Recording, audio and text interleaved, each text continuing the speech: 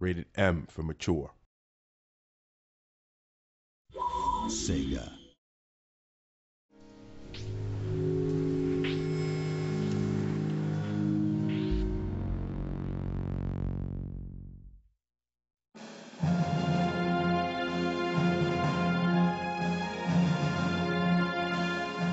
I don't know if everybody knows, but Sega's just down the street. It's only 3 blocks down on Townsend in San Francisco.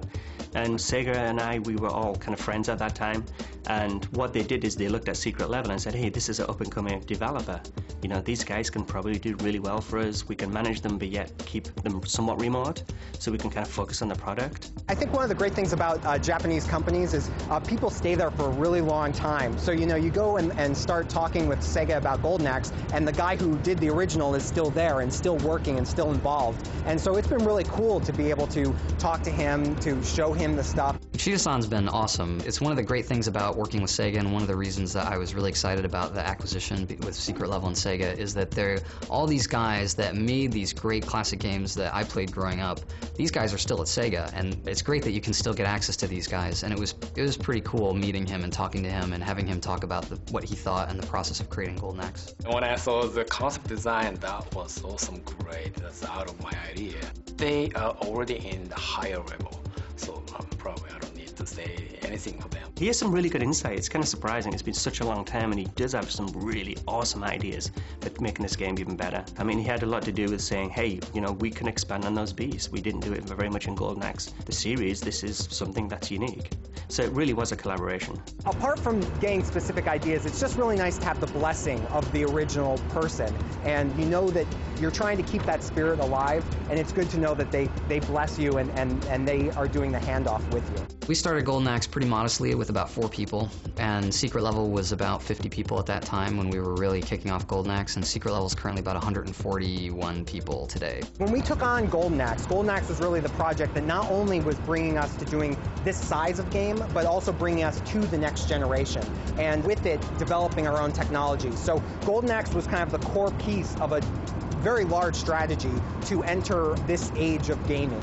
So this is our game to really jump into next gen and show people what we can do and why we consider ourselves one of the top tier developers out there. When we sat down at the beginning of the Golden Axe process, we put together key points that were important to us about the original Golden Axe. So whether it's the gnomes that are coming in, you know, in a reinterpreted way now to make them, you know, with next gen graphics believable, or whether it's plot points regarding Death Adder or the main characters, we've tried really hard to always respect the license and go back to the original. Hereditary of Golden Axe was always cartoony, but basically what we want to do is bring it into a gritty realism and bring it more into the 21st century, you know, what's been going on in the films recently. I think games have been moving in a more cinematic direction for a long time, and in particular with this generation of games, you have the resolution on the characters that you're able to convey a lot more emotion.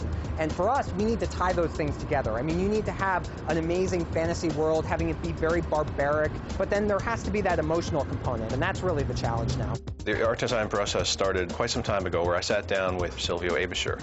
Unfortunately, in this case, we actually came up with a lot of the visuals apart from the script. There was, of course, the old great 1989 classic, where we had a lot of key moments and key imagery that we were drawing from, but at that time the script didn't really exist, and so the artists, Silvio, myself, and the others that participated, we were free to take it in a different direction. Basically, all we're trying to do within the game is set dressing. We want the artwork to put the player into an area that doesn't take away from gameplay, but it's beautiful, and that you can see fantastic vistas, gorgeous vistas. We're trying to create amazing, gorgeous environments, really, really rich and vibrant and varied, too. So you start off in these lush green areas, and then you go to these dead desert kind of areas. More of our concept makes it to the game than it used to be able to. We used to have to interpret a lot more, and nowadays we can almost literally do a lot of what we have in mind.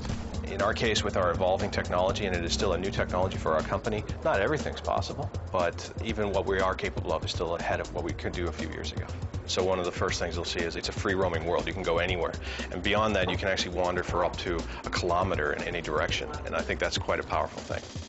We spent a lot of time thinking about the story on Golden Axe, and one of the things that we wanted to be careful of is that we were telling a story that we thought was something that was more than just filler, that had a purpose and made sense with the world. And so there's a lot of stuff that is not just told in story as a cutscene or an interactive in-game cutscene, but something where it really weaves into the reasoning behind a lot of what's going on in the game. It's really a retelling, if you will. It's like rewriting the Bible again in our own little way. And I think what's really interesting is it's about Taris's Flair relationship with what we call the Titan, the last remaining living god in the world. So if you remember the arcade game where you kind of went on the back of that giant turtle, a giant eagle, they were living Titans. So with us, all the Titans have actually been killed by Death Adder except one remaining Titan, which happens to be the Dragon Fire God. And what Death Adder is doing really is he's trying to torture the dragon to find out where are the pieces of the Golden Axe. It's the ultimate, weapon to have in the whole story. So really it's about Taris's emotional connection to the dragon and how she ends up getting her fire magic, or the start of her fire magic abilities in the game. And it's actually kind of nasty. It's a mature game. There's a lot of gore, dismemberment, and death in this game, a little bit different to a teen game. Over the course of the project, I think the story and the various project needs externally have shifted a bit. We didn't start with a mature rating. That kind of grew on us, for example, and we've had to figure out what that means and how we're going to interpret that in a tasteful way. What I like the most is all the gore and blood. Since I'm in the game industry, I wanted to do dismemberment, and I was on teen kind of rated game, so I could not do that. And I think it feels right, when you hit the arm goes off. What we want to do was bring the violence to a crescendo, and basically you've got to balance that out as the game progresses. It's got to get more and more violent as it goes to a crescendo at the end there. And how we did that was basically find out which way we should split the bodies, and that was the fun part of it. So one of the things that we tried to incorporate into the fighting system was a really integrated parry and then counter-attack move that you do. And I think that's where you see some of the best parts of our combat system. A big guy is coming after you. If you block it, then there's this opening for you to be able to make a really great finishing move. When Tyrus is able to do that well, it's pretty cool to watch. We have a lot of brutal attack that are really nice paired animation because we have like a nice animation team. I think that part makes people say, oh, that must hurt. There is a lot of gore in our game. It's just amazing what we've been able to do with the decap. I mean, the heads, the arms, everything. It's something else. And I mean, the designers have specifically asked us to actually slow down the deaths so that they don't just fall right away, but kind of have a lumbering death so you can butcher them up as they're falling. The combat is fun, and you'll be able to hack and slash your way through the world, and it so provides that core hack and slash barbarian experience that people remember from the original Golden Axe. I think they're going to be surprised and happy with the fact we've tried to pay as much tribute to the original as possible as well. We have the little gnomes, for example, that you get the magic from and steal the bodies and that sort of thing, but we've tried to reinvent them for the 21st century in a little bit of an edgier and a darker way. We can't mess around with the gnomes. We have to have the gnomes in the game and don't change how they work.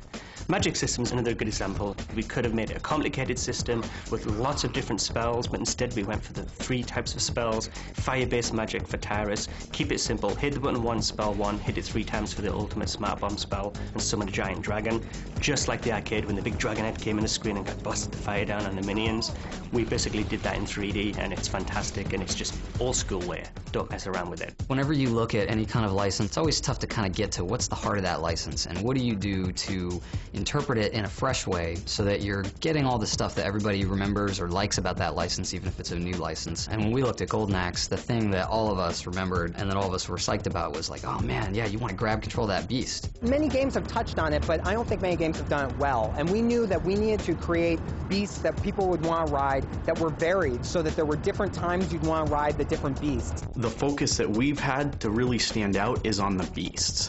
I think the beasts are really what's going to make this game stand out, because you'll be able to get on the beasts and each one has its own character and flavor. We have 5 beasts, so when you think about a single player game, it's actually 6 players because of the 5 beasts. These are treated like main characters in the game. There are all these little signature things that make it familiar, but it's not like a beast you've ever seen before, especially then when they start moving, and especially when you're riding on these things. I mean, that's an experience that you're like, wow, that is something I'm not going to be able to do in the real world. I think there's a lot of games that have done things where you get to ride on creatures, but it's always kind of like an ancillary thing. It's always something where you do it for transport from one area to another, but we really wanted something where it's like, no man, we get to just totally be at one with this beast and do all kinds of cool stuff and have different kinds and take it into combat and just really make it a part of the game.